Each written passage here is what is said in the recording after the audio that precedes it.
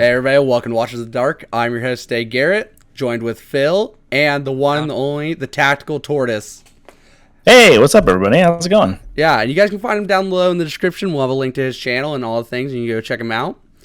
But yeah, we're basically going to go over, how did you get into the hobby? What was your first introduction to tabletop gaming? It was actually my dad.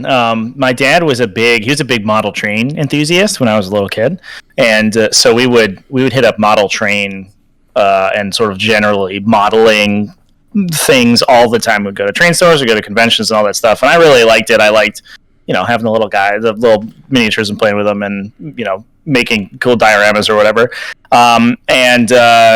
Eventually, he was also sort of a closet nerd, and he habitually read Lord of the Rings all the time. And so, when the Lord of the Rings miniature game came out, he was all in. Yeah, and so he and I found a local games workshop. We played the crap out of some Lord of the Rings strategy battle game back in the day, and from there, it slowly rolled into all the other Games Workshop games, and sort of exploded out into the full hobby of tabletop miniature gaming. But yeah, that's the origin story. Gotcha. What was your first 40K army that you got into? First 40K army. Oh, that's a great question. I think everyone owned like one Space Marine, right? Yeah. I found a couple of them when I was a little kid. I think there was a smoke shop that was I had visited at some point, and they had a rack full of Warhammer for no reason. I don't know why they got it there. And that was my first Warhammer miniature. It was a metal Blood Angels Death Company Marine from a smoke shop, they had War Master on that shelf, by the way. That's how old that so funny store display was. Absolutely wild. But I think my first actual army was probably Tau. I had a little bit of Tau when I was a kid. A man of culture, just like me and Phil here. Town are in the background of Phil's camera. There it is. Gorgeous. What a beaut. Yeah. But yeah. So that was your first army. You said you bought a Blood Angel Marine, though, but your first army was Tau. How long did you stick with Tau for? Did you play anything else during that time, or did you mostly just stick with Tau?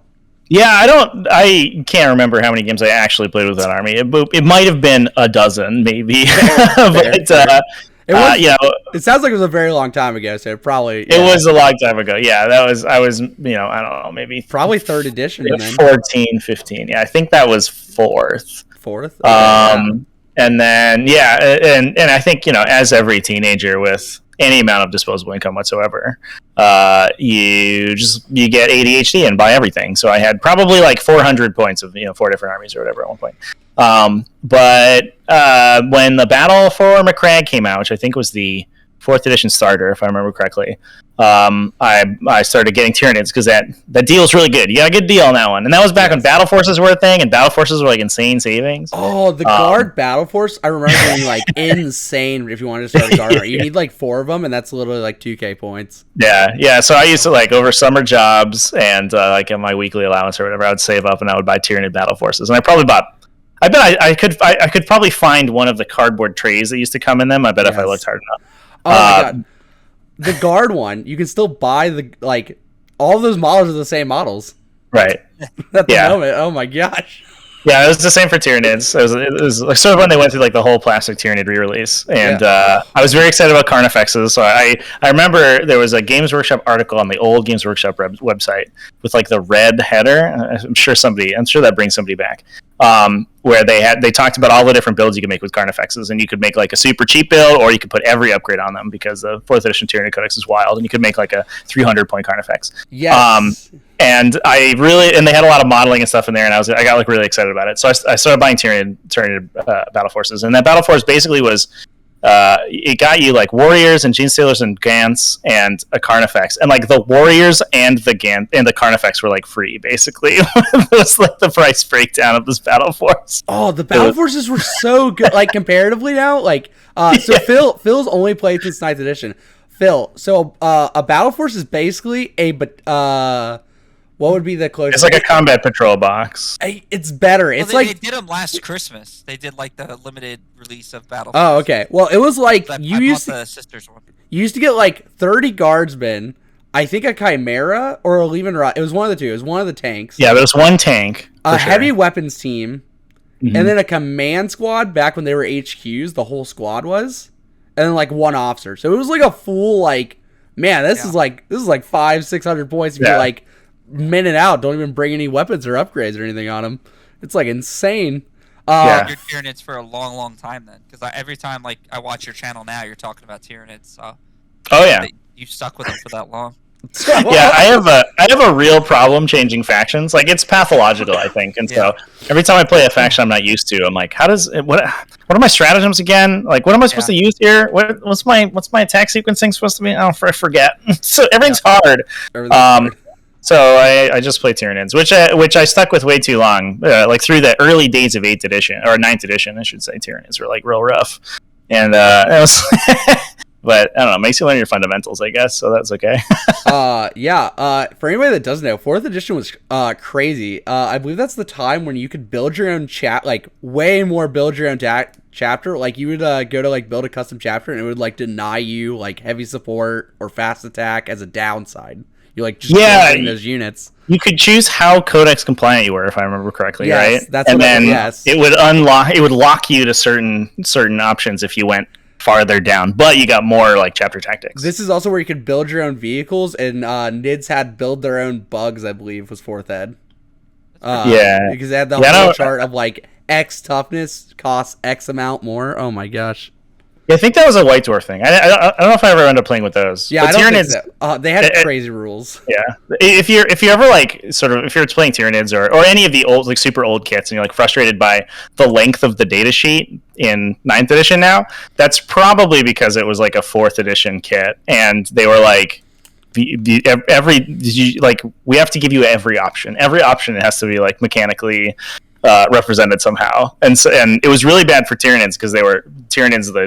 The design brief was that like they were supposed to be hyper adaptive, so they could change all of their arms could be different, and they could have all these different upgrades to change their base profile, and so they had just dozens of upgrades, and their sprues were really big because they had like dozens of tiny little parts, none of which mattered, but each one represented a little bit of upgrade. This one's +1 strength, this one's +1 to +1 movement, or +1 save. Yep. Wild. What a time. Yeah. Oh my.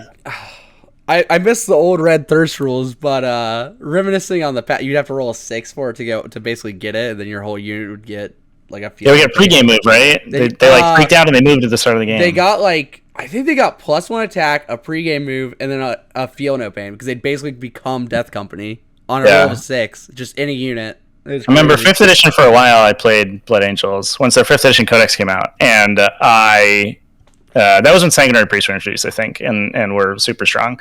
And I played dozens of games with Blood Angels, and I think I won most of them, and I think I never remembered that rule. I always forgot to roll at the start of the game. Did you ever play when the Land Raider could Deep Strike? That was the one. That was 5th edition. They could drop it from a Thunderhawk and they would Deep Strike. Sounds like the Wild West. It very much was. It's not as bad as 7th was. 7th was pretty abysmal.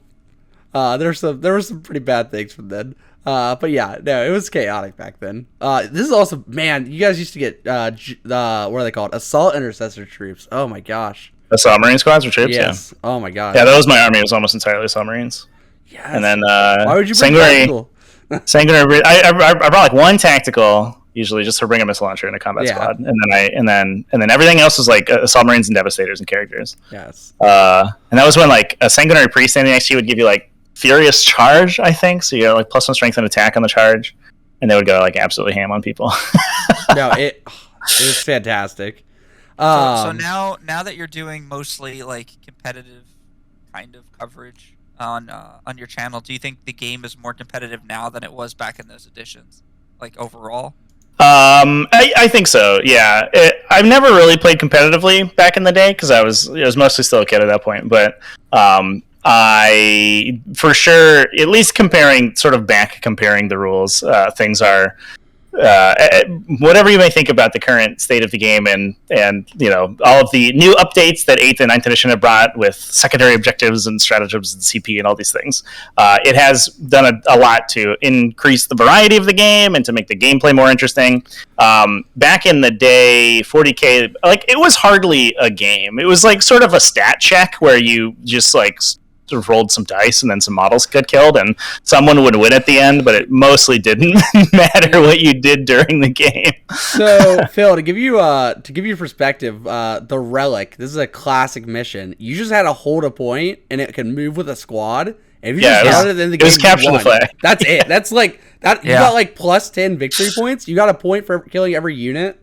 Yeah, most of the missions only scored at the end of the game. So yes. Yeah, and the game lasted 6 rounds. So the first 5 rounds were just shooting at your opponent, and then the last round was like hoping you killed enough of their army so that you could run to the objectives and win in the last turn. There was also a night fight, and there was a potential 7th turn.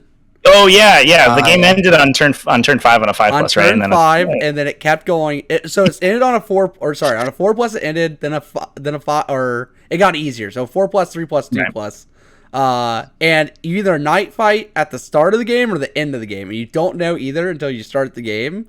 And night fight is what is it? Over 24 inches, just hit on 6. Yeah, I think your weapon range is reduced. I think. Unless you had searchlights, you couldn't target outside. Yes, I'm sure it was an excuse to make models of this lore they've written, and we should probably make a game to go with us. And yes, they were a model company before they were a miniature company back in those days. Back in those days, I played a little bit when I was a kid. I was 13 when we were about this time on 6th, 5th edition. You didn't get rule updates. You got your codex and you got erratas to fix things, but you did not get a point. If that, sometimes you got erratas, maybe. Cross your fingers on erratas. You almost never got a point decrease. You almost always got a point increase, and you were never getting anything changed after that. Nope. Your points were set in stone for the next. We meet them on guard, but they didn't get their points changed in rules update. They were just if you just didn't get a codex, you're playing with the one from 2 editions ago. I remember it was really bad because I had a friend. I started with some friends. We made a little gaming club in my local town, and we probably had 7 or 8 people that would play on a weekly basis. And one of my friends, he was in that phase when you're a kid where he really liked Egyptology. So he played Tomb Kings in Warhammer Fantasy, and he played Necrons in Warhammer 40K. Yeah, and everyone wants to be Brendan Fraser for the Mummy, I think, at that point. And that Necrons codex was so bad because it was a start of 3rd edition codex, and it went all the way through to around the end of 5th edition. So it went 2 entire codexes, probably 7 or 8 years before it got a new copy. And it was so bad because We'll Be Back was brand new at that point, and the designers clearly thought it was overpowered. So Necrons had this rule where if you ever lost more than half of your models on the table, you immediately lost the game. Okay. Hold on. It's a quarter of your models, and it's called. Oh, it's 25%. Sorry, it's 25%. It's called phase out. Your army they just stopped existing. If you ever lost 75% of your list, they just vanish. And but the codex stream continued, and new codexes progressively got better and better. So Necrons had this horrible rule that would prevent them from ever winning games because they had these very substandard stat blocks, and all of their stuff was terrible and overcosted. Except they still were shackled with this rule for 2 editions. Where they would die if they ever lost too many models. Matt Ward, Grey Knight, Cybold, Ammunition. Oh yeah. Bring me back. I played that for about 6 months. I built a Green Army, I painted it up real nice, and then I ended up selling it. But I remember I played against a friend of mine who was running Blood Angels, and he had a huge Terminator brick with all the characters. Everything was all souped up. He had a Land Raider Crusader, stuffs this Terminator brick into the Land Raider Crusader. And I think 1 Purgation squad killed the Land Raider with the rending side cannons. And then the rest of my army killed his army. It was a 2-turn game. I was like, wow, the Grey Knights might be too good. Just maybe a little bit. Phil doesn't remember hull points or the weapon penetration table. Yeah. That was a nightmare to deal with. Land Raiders used to be fearsome vehicles. When they got put on the table. So I jumped out of the game at 6th edition. 6th edition was a disaster. That's so good I dodge. jumped Good ship. dodge. I played War Machine Hordes for about 6 years, and so I missed the whole Hull Point era. But when I got back in 8th edition, I really appreciated that one of the changes in 8th edition was that vehicles were just treated like a big regular man, basically. Yes. But back in the day, vehicles and every other unit in the game had entirely different rules from one another. It was like playing two separate games, one of which was only vehicles and one of which was only infantry. And oftentimes, the infantry couldn't hurt the vehicles, and the vehicles didn't have the attack volume to kill infantry. And so it was just literally like, why are these two different kinds of units on the table? They don't interact correctly. Yeah, this is when knights were looked upon. You're just like a try-hard troll that's going to events, just like begging on people and never being able to kill your models because they just don't have enough guns to do it. You missed such a good time or such a bad time on 6th and 7th. Oh my gosh, you picked the right editions to skip. Dodge that bullet. Yeah, 7th. So I was listening to your most recent video while I was painting earlier, and you were talking about how you went undefeated with demons at a tournament. How do you feel about that? I know you said, because I'm the same way. You leave your main faction, you're like, I don't know what any of these things do. I played one game with demons, and I was in the same boat where I was like, I don't know any of these stratagems. I don't know what the Warp Storm stuff does. How do you feel about them as a faction so far? Yeah, fortunately for me, the transition is pretty easy because Hive Tyrants are my favorite unit, and demons are like, hey, what if instead of having one Hive Tyrant, you spent 1,200 points on Hive Tyrants? And I was like, I can do that. I can do. Thank you. So I think it transitions from Tyranids pretty well. But generally, yeah, I like them as a faction. They're really interesting. I think the internal balance is a little bit borked. Nurgle stuff is just like sort of like generically unplayable, which really sucks. But I think the list sort of builds itself. Like when you go to build a demons list, everyone basically looks the same. They have like the same components. So there's like 1 to 2 Zinj casters. There's maybe a Slanesh guy. There's Be'lakor. There's a Bloodthirster, and then there's like a bunch of Flamers and Demonettes. Bloodthirster, Be'lakor, and then I think I have the Lord of Change. You see your Bloodthirster, pretty gorgeously silhouetted on your wall there. Perfect. The classic, I hear very mixed results on demons right now. People are like, demons are good. You can't bring the big stuff. You can only bring small stuff. Like you do like pink horror spam with like flamers, or the exact opposite opinion. The small stuff's terrible, and you bring nothing but the big things. Well, Trevi ran a list similar to what I was building and won, so I'm gonna have to try it. And if I lose, it's my own fault. I think I'm on that second camp. I think the greater demons are like where they put all the effort in the codex, and all the little boys are just sort of regular men with kind of bad saves. Except for Flamers, which are like the most efficient unit in the game. So, you know, hey, Pink Horrors have a 3 up against guns. Dodging those rails. They got dodge. They also have like 2 strike 4 attacks. Like, they have nothing. A flamer for the cost of 3 pink horrors has the same number of wounds and does about twice as much damage. Yeah. Oh, flamers are so good.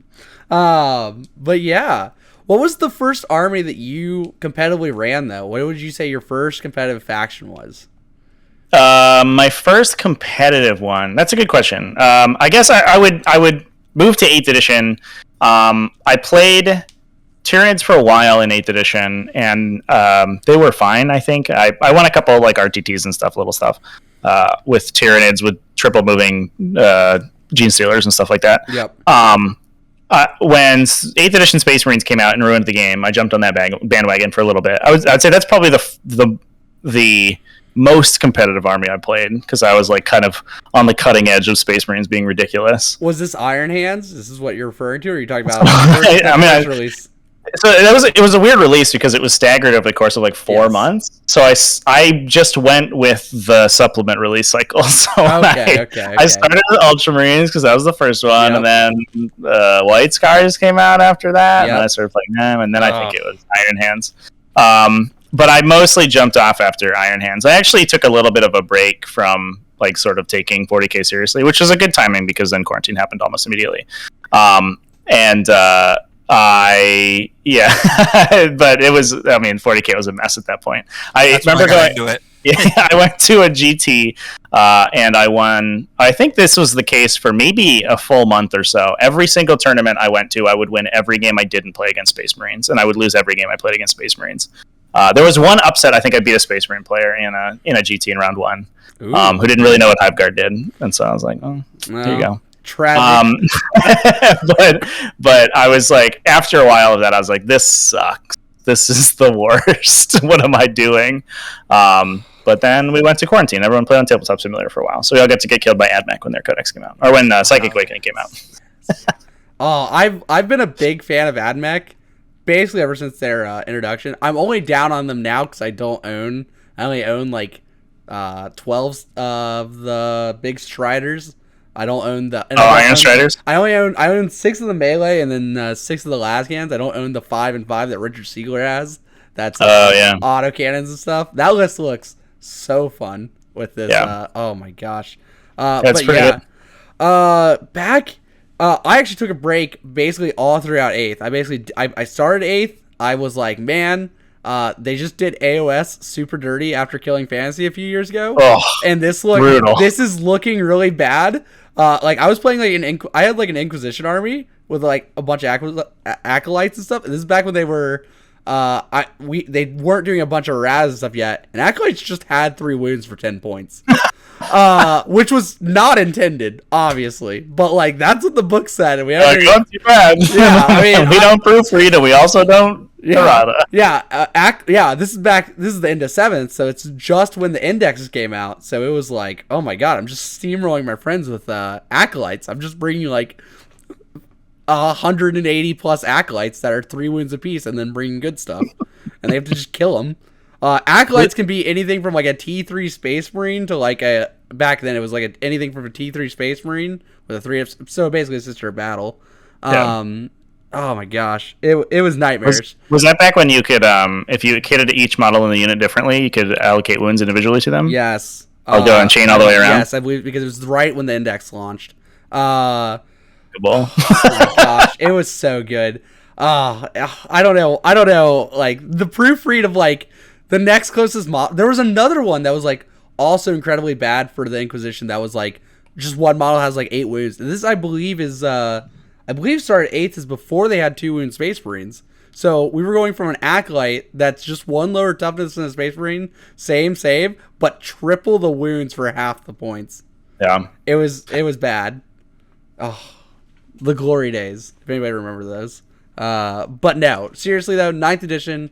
Definitely is when I started playing competitive. When I started playing again, really, because I took a break after that for a long time because I was like, this is looking really AOS to me. So I went and played War Machine for a while, kind of like you did. I played Mark III though, for a bit there.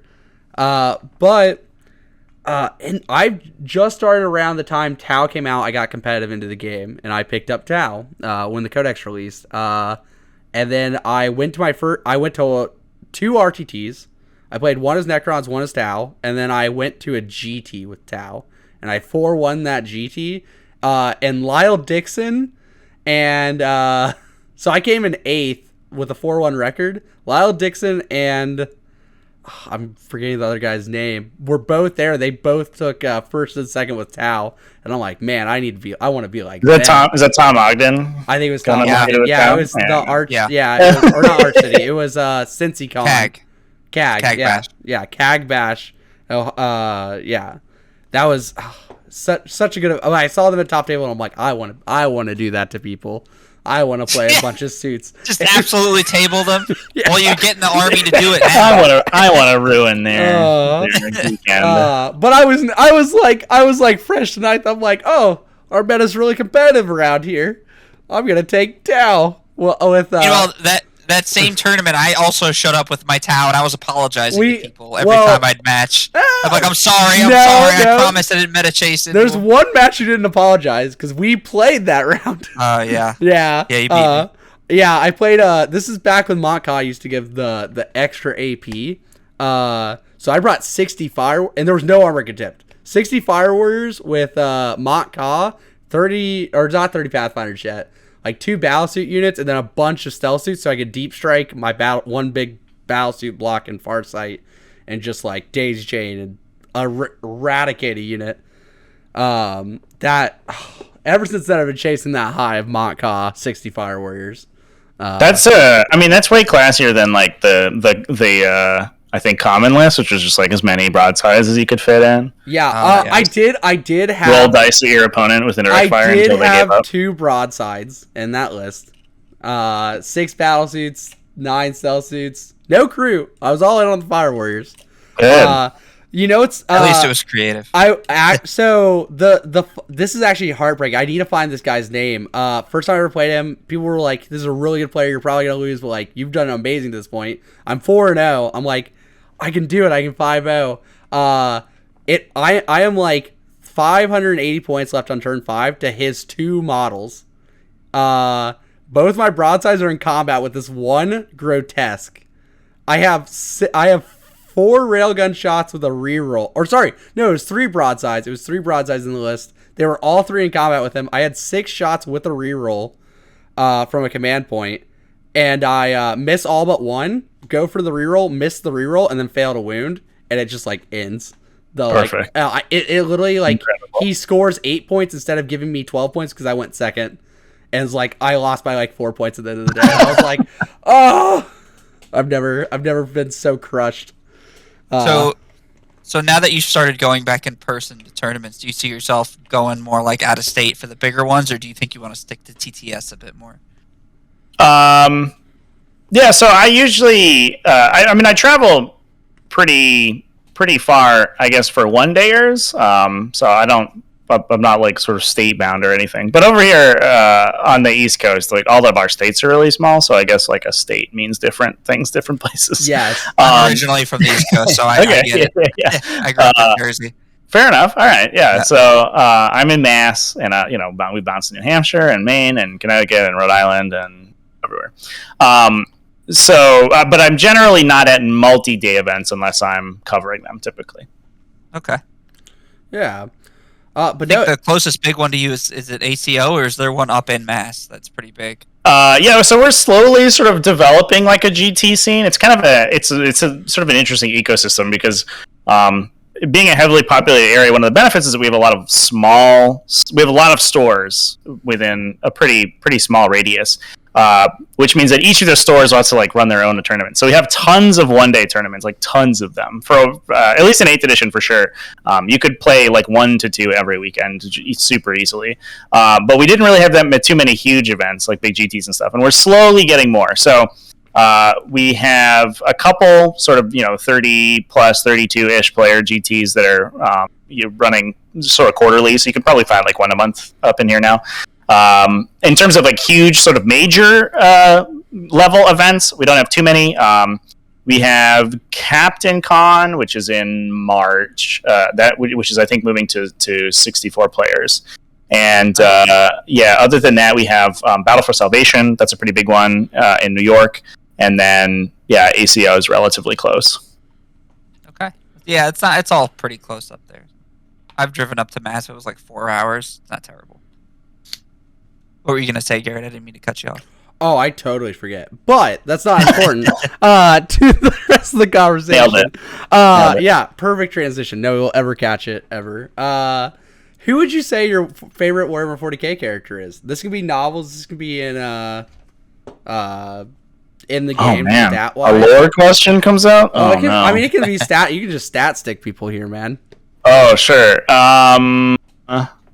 Let's see. Favorite character. The problem is that I play Tyranids, and we traditionally didn't have any special characters, and once we got them, all the special characters were garbage. So like 1 or 2 I can think of. Yeah, I can be like, old one eye, and I'll pay like an extra 100 points for a Carnifex. What a time! Good stuff. Hey, old one eye is sick now. That what is it? No, you can't spend CP, and he has something else, right? So you can't interrupt him. I think you think of Death Leaper. That's Death Leaper. Oh, I think Old One Eye is just the Carnifex. Maybe I'm thinking Death Leaper. He's a character protected Carnifex that gets some extra attacks. Okay. I know. So I could say like Swarm Lord. Like Swarm Lord's like the cop out, I guess. Yeah, that's fair. I like Harry Dan, but he's not a character. He's just a big titan. Just a big titan, yeah. No. How much of the lore do you read? Because we know you cover a bunch of tactics and stuff, but how much of the lore do you know? Yeah, like very little. Yeah. Basically, the entirety of my lore knowledge comes from like back when I was a little nerd in high school and I read all the codex like background, and like now ain't nobody got time for that. So I unfortunately am not a lore master by any stretch. I'm on book 9 of the Horus Heresy. We're going in sequential order. Oh dang! Yeah, that's been fun. Yeah, more Marines. Yeah, okay. No, they're cool. Then they had other people that were like half Marines and not Marines, and then a bunch of people that they made the side characters very interesting. I highly recommend reading. It's not the First Trader. I highly recommend reading the first 3 books. They're all very, very good.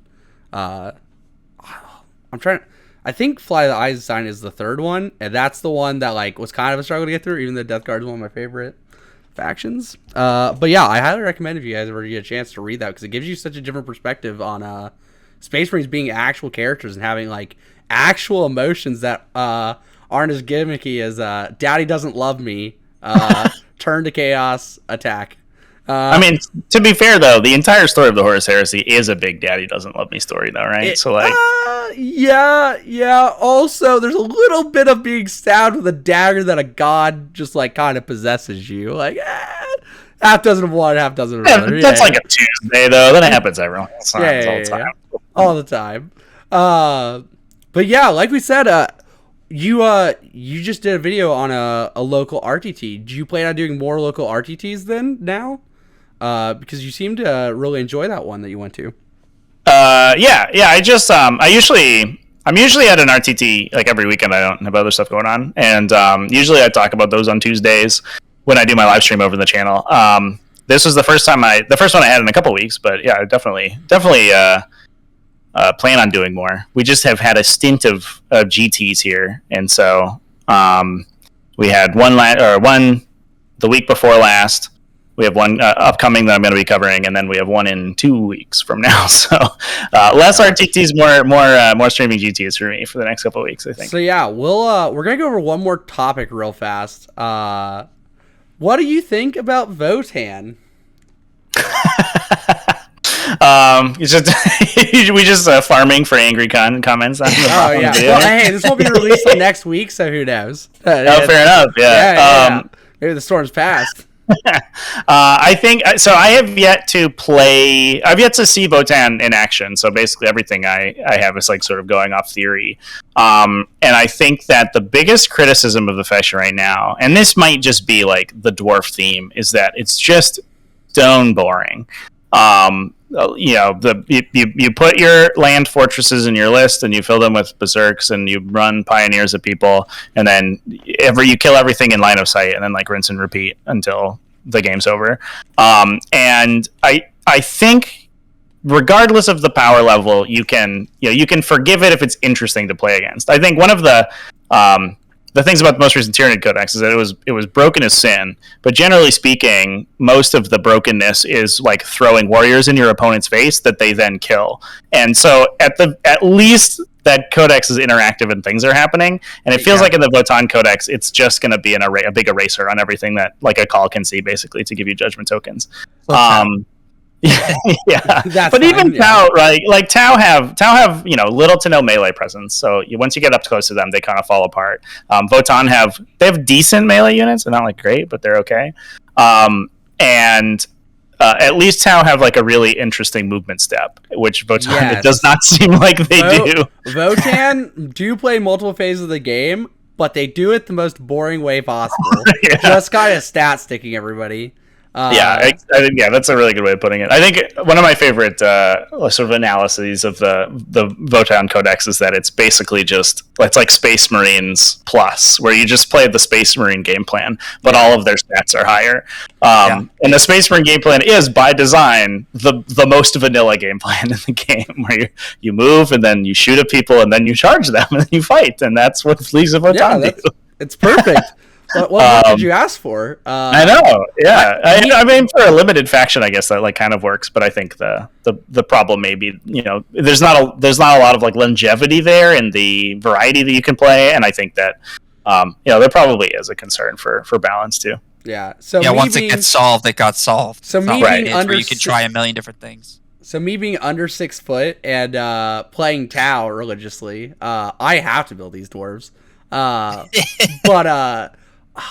after I played Triptide this past weekend at an RTT, and I think it's the most fun I've ever had playing a game of 9th edition in a long time, where you just get to pop out, shoot, and then duck immediately back in with that 2d6 overcharge, and they can just never interact with you. Oh my god, I was like, man, Votann just have to take it. I myself am not. I don't think Votann are going to be as bad as Tau and Nids are going to be on the release, because I just don't think they have as many tricks and their movement's bad, which end of the day is a really big concern for that army. That is like the number one concern. They don't have a bunch of assault weapons. They do have those fast bikers that are very cheap but are very squishy with a 4-up save base. Have OBSEC. They do have OBSEC. That's very good. Very, very, very good. 3 game, 12-inch, very strong. I definitely agree with that. And I do think that I think competitively there's going to be like some mixed messaging, at least upon release, right? Because we are not going to have access to a lot of the units in the Codex, at least for a couple more weeks. So it'll be kind of a crapshoot between like, events that allow 3D prints or events that don't, and you can only play Pioneers or whatever. So there's going to be some sort of like statistical weirdness, which I think will probably keep Votann's win rate down initially, but it might be artificial, and it might not be that we don't actually see how powerful they are for a little while. Which will be an interesting adventure. So, who knows? Who knows what's going to be. This weekend, I'm picking up my 6 Votann pre-orders because on the 7th, we are going to the first GT Open Chicago, where I will be playing 100 dwarves and 18 bikes. So, it's not exactly 100 dwarves, it moves 80 and 18 bikes, but they did say that we are allowed to bring Votann, fully painted and everything like that. So we have 2 weeks to do it. So you got to make it 70 and be like Snow White and the 70 dwarves. Yeah, the 7. That's so good. One battle sister. Yes. But yeah, you guys can check that out. This should be going up on the 28th. We should be seeing you guys. You guys will probably see our live stream where we're building and painting all of this Votann to get ready for the event in 2 weeks from that day, or in a week from that day, I guess. So yeah, come join us there. Thank you so much, Trevi. It was such an honor to have you on and get to hang out with you and interview you. Is there anything else you'd like to say? Anything you'd like to mention? Yeah, I mean, keep it classy, have happy wargaming. You can check me out over on tactical-tortoise.com is my link tree, and all my links are there. But I stream almost daily over on Twitch at twitch.tv/tacticaltortoisetv, and then youtube.com/tacticaltortoise is where most of my YouTube stuff goes. And I also have a Twitch replay channel over there where all my VODs go. So yeah, I mean, if you want to hear me, these dulcet tones talk about Warhammer 40,000, there's a lot. There's a lot you can access. So yeah, go check them out. We'll have a link in the description. Yeah. And we'll see you guys in the next one. See ya. Have a good one.